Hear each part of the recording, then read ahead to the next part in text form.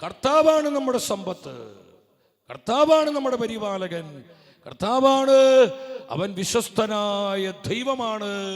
വെറും നശ്വരമായ ഈ ലോകത്തിന്റെ സുഖങ്ങൾക്ക് വേണ്ടി, ഈ ലോകത്തിന്റെ ഭൗതികതയ്ക്ക് വേണ്ടി മാത്രം അധ്വാനിച്ച് നിന്റെ ജീവിതം അവസാനിപ്പിക്കരുത്. കുർബാനയ്ക്ക് വരെ നേരില്ല, വചനം വായിച്ച് ധ്യാനിക്കാൻ നേരില്ല.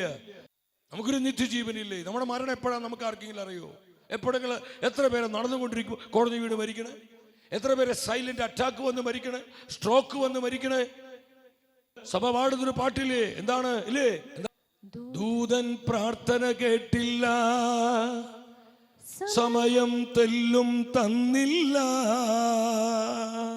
നീ ഒരു കർഷകനാകാം, നീ ഒരു ഡോക്ടറാകാം, നീ ഒരു എഞ്ചിനീയർ ആകാം, നീ ഒരു പ്രൊഫസർ ആകാം, നീ വലിയൊരു പ്രൊഫഷണൽ ആകാം, ഈ ലോകത്തിൽ നീ ആരുമാകാം.